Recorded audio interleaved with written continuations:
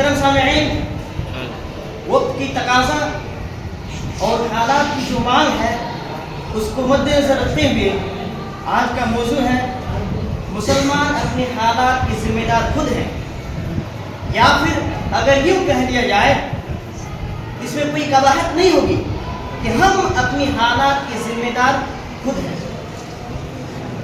معزز سامعین، اس وقت فی الوقت مسلمان اتنے خطرناک دور سے گزر رہے ہیں اتنے خطرناک دور سے گزر رہے ہیں کہ مسلمان ہمیشہ اس کے اوپر ظلم کی پہاڑ، ظلم کی بربجت ڈھائی جاتی ہے۔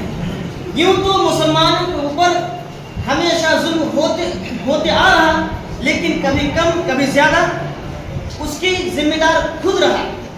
لیکن اس وقت کی جو حالات ہے وہ یہ ہے کہ مسلمان اپنے کرتوتوں کی وجہ سے، مسلمان اپنے کاموں کی وجہ سے وہ اپنے حالات کے ذمہ دار خود ہے۔ اگر آپ غور کریں گے تو آپ کو معلوم ہوگا کہ مسلمان صبح سے لے کر شام تک کیا کرتے ہیں، وہ جھوٹ کے علاوہ کچھ نہیں کہتے، گالی گلوچ، فتنہ فساد وغیرہ وغیرہ، جبکہ مسلمان کا یہ شعار نہیں ہے، جبکہ مسلمان کا طور طریقہ نہیں ہے۔ مسلمان کا طور طریقہ یہ ہے کہ اللہ رب العالمین کے احکام کے مطابق عمل کریں۔ مسلمان کی تعداد اس وقت بہت زیادہ ہے، حالانکہ جب مسلمان 313 تھے اس وقت مسلمانوں کے پاس نہ جنگی اسلحے، نہ نیزہ، نہ تلوار، اگر کچھ تھی تو ٹوٹی پھوٹی چیز، لیکن ان کا ایمان کامل و مکمل تھا۔ لیکن اس کے باوجود سب نے کامیابی حاصل کی۔ آخر اس کی وجہ کیا تھی؟ اس کی وجہ صرف اور صرف ایک ہی تھی کہ وہ اللہ تعالیٰ کو ایک مانتے تھے اور اسی کے اوپر کامل یقین رکھتے تھے۔ اب مسلمان کی تعداد ایک نہیں، دو نہیں، 100 نہیں، بلکہ کروڑوں میں ہے۔ جی ہاں، اگر آپ تاریخوں کا مطالعہ کریں گے تو آپ کو یقین ہوگا اس وقت مسلمانوں کی تعداد پہلے کے مقابل بہت زیادہ ہے، لیکن پھر بھی مسلمان پریشان کیوں ہیں؟ مسلمان پریشان میں حال کیوں ہے؟ اس کی وجہ یہ ہے کہ ہم اللہ تعالیٰ کو بھول گئے ہیں، حالانکہ ہونا یہ چاہیے کہ ہم اللہ تعالیٰ کے احکام کے مطابق عمل کریں۔ محترم سامعین، مسلمان کا شعار، جس کا کلمہ لا الہ الا اللہ، جس کو اسوہ حسنہ کہا گیا، جس کو اسوہ حسنہ کا لقب دیا گیا، جس کو المسلم اخو مسلم کا بھائی بھائی قرار دیا گیا، لیکن اس کے باوجود مسلمان ایک دوسرے کے خون کے پیاسے ہیں۔ مسلمان آپس میں لڑ رہے ہیں۔ مسلمان یوں کہتے ہیں کہ ہمارے اوپر فلاں شخص ظلم کر رہے ہیں، فلاں شخص ظلم کر رہے ہیں۔ یہ بات بالکل غلط ہے۔ آپ مسجد کے لیے سر جھکانے کے لیے، مسجد کے آگے، مسجد کے لیے سر کٹانے کے لیے تیار ہیں۔ آپ صلی اللہ علیہ وسلم کی گستاخی کو برداشت نہیں کرتے ہیں، یہ حقیقت ہے اور کرنا بھی نہیں چاہیے۔ لیکن جو ہونا چاہیے وہ یہ ہے کہ آپ اگر اللہ رب العالمین کے لیے سر کو کٹانے کے لیے تیار ہیں تو اس کے لیے سر جھکانے کے لیے بھی تیار رہیں، تب جا کے مسلمان کامیابی حاصل کر سکتے ہیں، فلاح بہبود حاصل کر سکتے ہیں۔ مسلمان اگر صلاح الدین ایوبی کی طرح بن جائے تو پھر وہ ہر محاذ پر کامیابی حاصل کر سکتے ہیں، ورنہ ہمارے لیے کامیابی ممکن ہی نہیں۔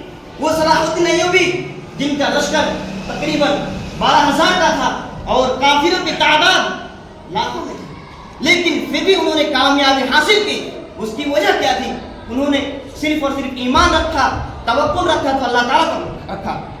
آج میں اس محفل کے ذریعے جو پیغام دینا چاہتا ہوں وہ یہ ہے کہ مسلمان آپسی معاملات کو بھول کے، رنج غم کو بھول کے ایک ہو جائے، ایک پلیٹ فارم پہ جمع ہو جائے، ورنہ وہ دن دور نہیں کہ ہم بھی تباہی کے دہانے پر چلے جائیں۔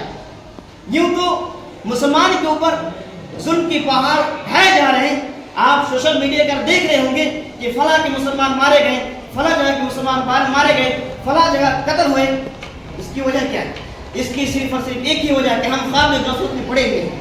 میرے بھائیوں، اگر ہم خواب غفلت سے بیدار نہیں ہوئے تو آپ یقین کیجئے ہمارے لیے کامیابی تو چھوڑیے، ہمارے لیے ہلاکت کے سوا اور کچھ نہیں۔